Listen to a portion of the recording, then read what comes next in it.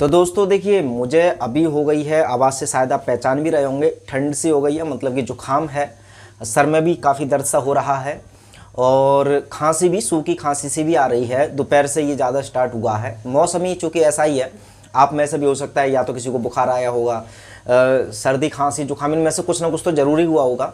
आप में से एक दो मित्र पहले एक बार जानना भी चाह रहे थे कि बात बताओ सुमित जी, आप बहुत सारे डॉक्टरों के बीच में रहते हैं, लेकिन जब आप खुद बीमार पड़ते हैं या आपके परिवार में बीमार कोई पड़ते हैं तो आप कौन सी पद्धति अपनाते हैं या क्या करते हैं।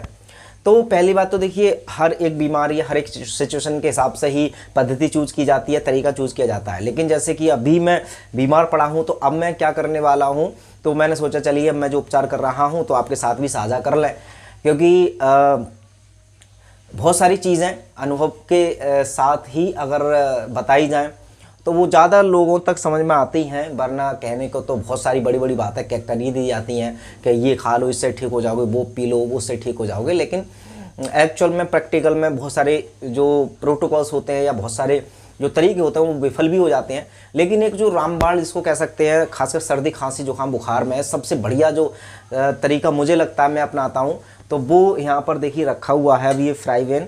तो इसमें एक काढ़ा मैं उबालने वाला हूँ। अब इसमें मैंने क्या क्या डाला है वो मैं आपको दिखाता हूँ। तो यदि आप भी सर्दी खांसी जुकाम किसी भी समस्या से जूझ रहे हैं तो कैसे इस्तेमाल करना है, क्या क्या डालना है, आइए आपके सामने काढ़ा बनाता जाऊंगा और आपसे बात करते करते आपको बताते जाएंगे कि ये जो काढ़ा है इसमें क्या क्या मिलाना है। तो आइए मैं बैक कैमरे से पहले आपको दिखाता हूँ।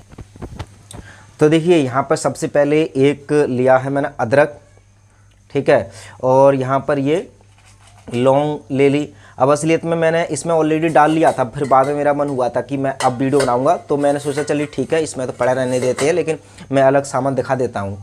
तो देखिए, जब भी सर्दी खांसी जुकाम किसी भी तरह का हो तो ये कुछ औषधियाँ कॉमन हैं, तो और हो सकती हैं बहुत सारी, लेकिन जैसे कि इसमें देखिए सबसे पहले है ये दालचीनी।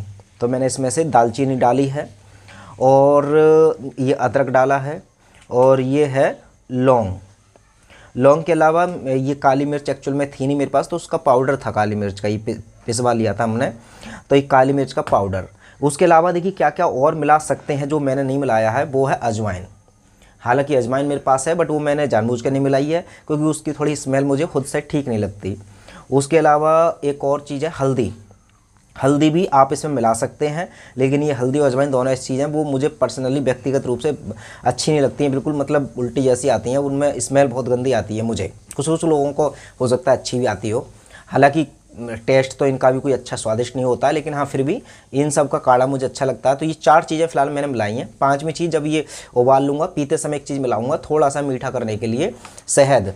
तो फिलहाल तो अभी मेरे पास इस तरह का ये पैकिंग वाला ही शहद है, क्योंकि ओरिजिनल तो आप जानती उपलब्धता की बात रहती है। हल्का सा मैं फिलहाल ये पतंजलि का है, बाबा जी का, अब आपको पता ही है। हालांकि कभी कभी कुछ प्रोडक्ट सब लोगों के यूज़ करने पड़ते हैं। चलिए ठीक है, मैं वो शहद मिला लूँगा हल्का सा। अभी क्या करना है, मैंने ये चारों चीज़ें डाल ली हैं इस फ्राईवेन में।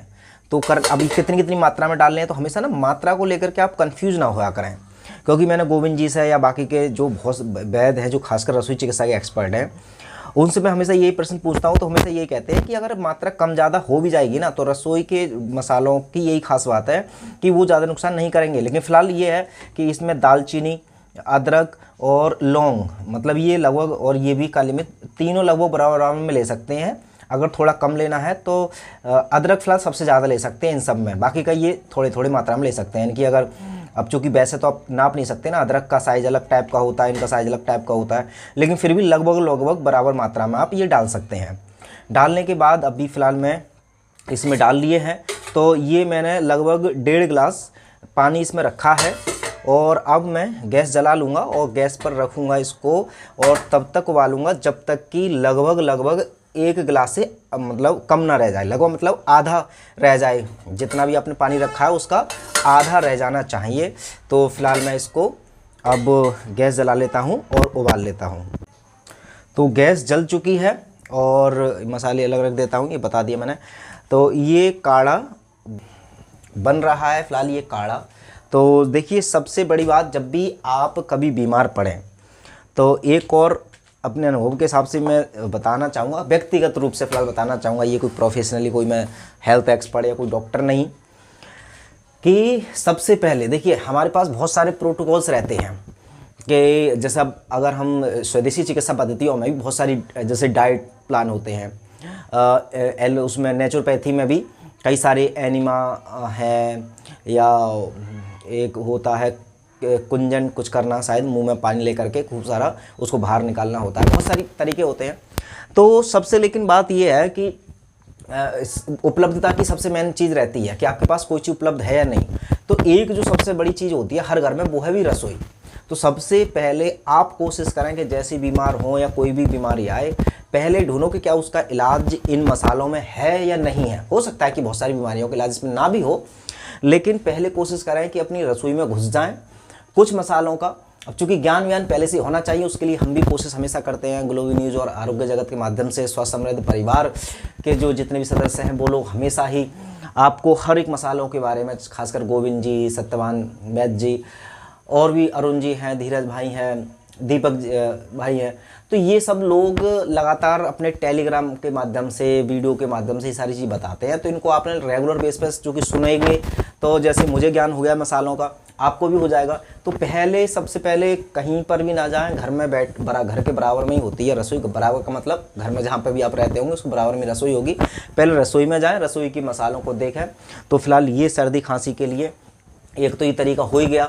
उसके अलावा अगर बच्चों की बात आए, ये तो खैर मैंने बड़े बच्चों के लिए कहा है, अगर छोटे बच्चों की बात करें तो उसमें डिपेंड करता है कि बच्चे के, चूँकि ज़्यादातर छोटे बच्चे होते हैं, उनकी कफ की मात्रा बढ़ जाती है ठंडों के दिनों में, तो वो थोड़े प्रकृति के हिसाब से आप कर सकते हैं। लेकिन कई सारी औषधियाँ और भी हैं, बच्चों को सर्दी खांसी जुकाम हो जाए तो उसके लिए एक गोविंद जी के साथ मैंने वीडियो भी कई सारी करी हैं वैसे तो, लेकिन एक अभी हाल ही में मैंने डाली थी, बच्चों को सर्दी खांसी जुकाम हो जाए तो क्या करें, वो देख लीजिएगा।